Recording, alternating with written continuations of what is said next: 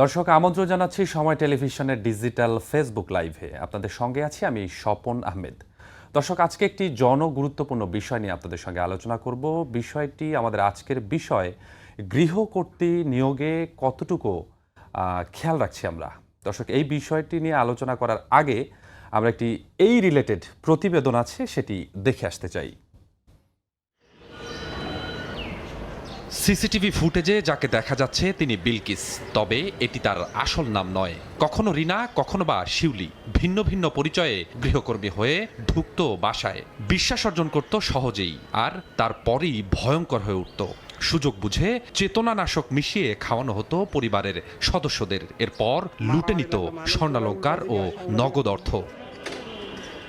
তবে শেষ রক্ষা হয়নি। অতিরিক্ত চেতনানাশক দেয়ায় প্রাণ হারান রাজধানীর উত্তরার এক বৃদ্ধা। এ ঘটনায় ভুক্তভোগীর পরিবার মামলা করলে তদন্তে নামে আইন শৃঙ্খলা বাহিনী। সম্প্রতি গাজীপুর থেকে তাকে গ্রেপ্তারের পর বের হতে থাকে রহস্য।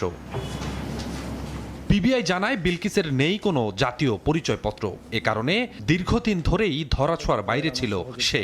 এর আগেও রাজধানী সহ বিভিন্ন জায়গায় 7 থেকে 8টি চুরির ঘটনা ঘটিয়েছেন তিনি। রুটি এবং ভাজির সাথেই কোনো একটা চেতনানাশক ব্যবহার করা হয়েছিল এবং সে অজ্ঞান থাকে দীর্ঘক্ষণ, এবং তার গোল্ড, হাতের এবং কানের গোল্ড নিয়ে যায় এবং তার পার্স থেকে 3,000 টাকা নিয়ে যায়। পিবিআই জানায় চুরির কাজগুলো একাই করত বিলকিস, তবে স্বর্ণালংকার বিক্রয়ের ক্ষেত্রে বেছে নিত ভিন্ন ভিন্ন পন্থা। হত্যা মামলায় যে আসামিটাকে শনাক্ত করি, ওই আসামিটাকেই সে শনাক্ত করে যে এটা তার পরিবারে এই মেয়েই গিয়ে ভিন্ন নামে ভিন্ন পরিচয়ে সেখানে কাজ দিয়ে সেই ঘটনাটা ঘটিয়েছে।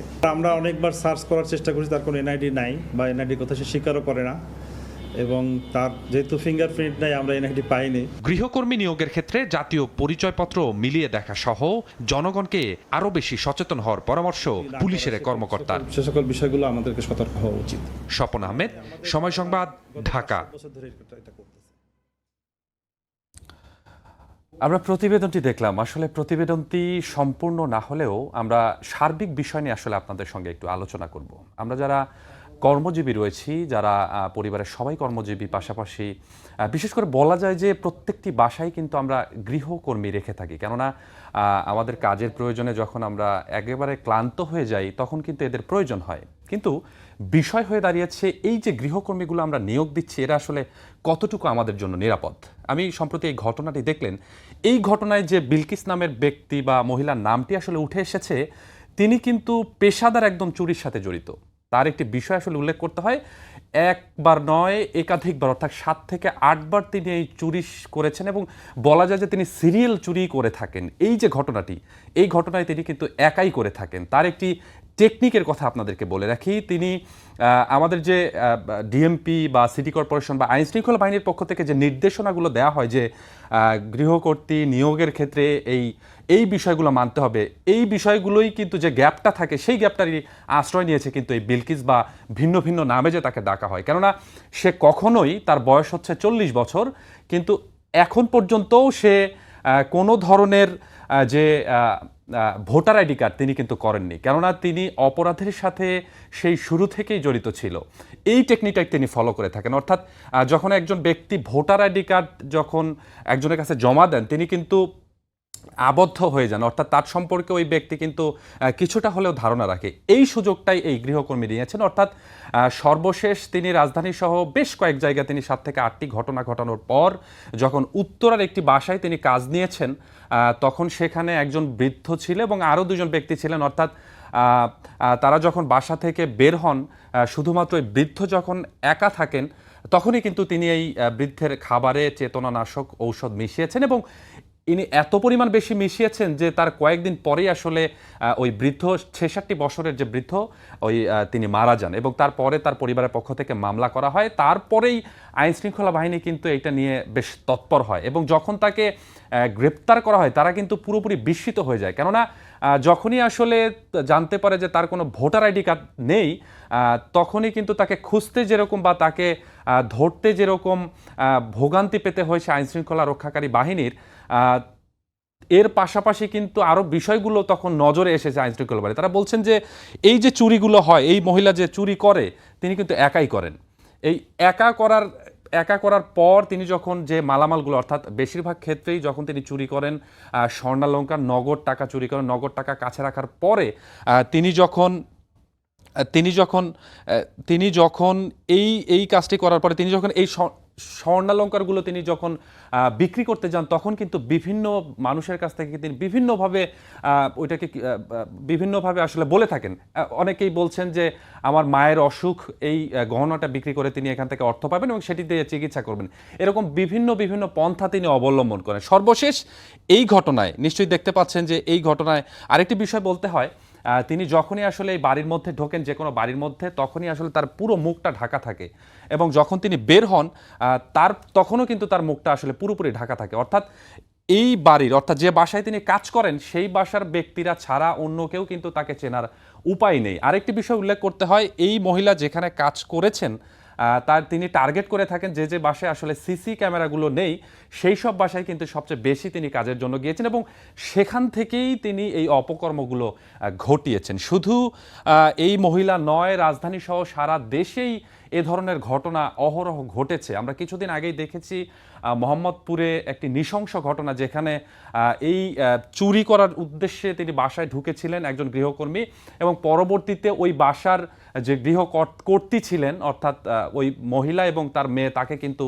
হত্যা করেছেন এবং হত্যা করার পর তার বাসায় যে মালামালগুলো ছিল সেগুলো নিয়ে তিনি চম্পট দিয়েছেন এবং পরবর্তীতে যখন তাকে গ্রেপ্তার করা হলো তখন কিন্তু স্বাভাবিকভাবেই এটি উঠে আসলো যে এই যে গৃহকর্ত্রী আমরা নিয়োগ দিচ্ছি, এই গৃহকর্ত্রী নিয়োগ দেওয়ার ক্ষেত্রে আসলে কি কি বিষয়গুলো আমাদের জানা প্রয়োজন এবং কি কি বিষয়গুলো লক্ষ্য রাখলে আসলে আমরা সঠিকভাবে বা কোনো ধরনের সঠিকভাবে আমরা নিরাপদ থাকব, এই বিষয়গুলো আপনাদেরকে জানাতে চাই। আইন শৃঙ্খলা বাহিনীর পক্ষ থেকে প্রতিবারই বলা হয়, যখন এই ধরনের ঘটনা সামনে আসে তখনই আসলে বলা হয় যে আপনারা এই বিস্তারিত বিষয়গুলো, যেমন পাসপোর্ট সাইজের ছবি এই গৃহকর্তার কাছ থেকে জমা নিতে হবে।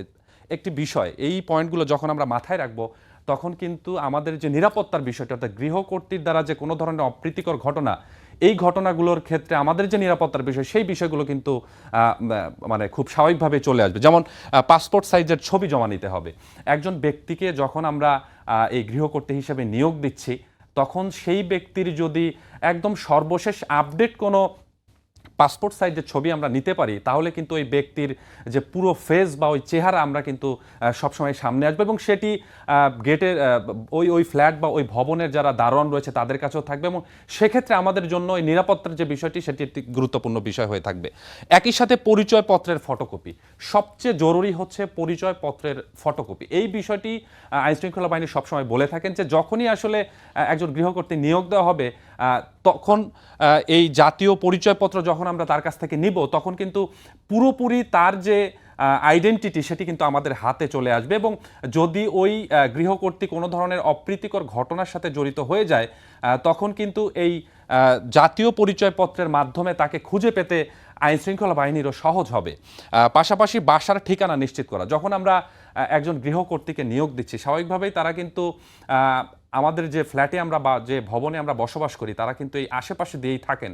অতএব আমরা যখন এই গৃহকর্ত্রীকে নিয়োগ দেব তার যে বাসার ঠিকানা সেটি আমাদের নিশ্চিত করতে হবে, কেননা যখন কোনো ধরনের ঘটনা বা আমাদের কাছে কোনো ধরনের সন্দেহ মনে হবে তখন কিন্তু এই যে বাসার ঠিকানা তখন আইন শৃঙ্খলা বাহিনীকে সাথে নিয়ে বা যে কোনো প্রয়োজনে তার যে ঠিকানা সেখানে আমরা নিশ্চিত বা খুব সহজেই যেতে পারবো। পাশাপাশি শনাক্তকারীর নাম ঠিকানা সংগ্রহ, এই যে আমরা একজন গৃহকর্ত্রী নিয়োগ দিচ্ছি এই ব্যক্তির খুব কাছের বা ঘনিষ্ঠ কেউ যদি থেকে থাকে তারও সঠিক ঠিকানা, তারও ফোন নম্বর, এই বিষয়গুলো আমাদের জানা থাকা দরকার। আমরা যখন আমাদের কর্মের ক্ষেত্রে বা কাজের ক্ষেত্রে আমাদের কিন্তু বাসার পরিবর্তন করতে হয়, আমরা যখন এক এলাকা থেকে আরেক এলাকায় যাচ্ছি তখন কিন্তু নতুন করে যখন আমরা একজন গৃহকর্ত্রী নিয়োগ দিচ্ছি তখন কিন্তু এই বিষয়গুলো আমাদের খুবই জানা দরকার। আরেকটি বিষয় উল্লেখ করতে হয়, এলাকায় কাজের পূর্ব অভিজ্ঞতা যাচাই, অর্থাৎ আমরা যখন নতুন কোনো এলাকায় আমাদের বাসাগুলো পরিবর্তন করে সেখানে উঠছি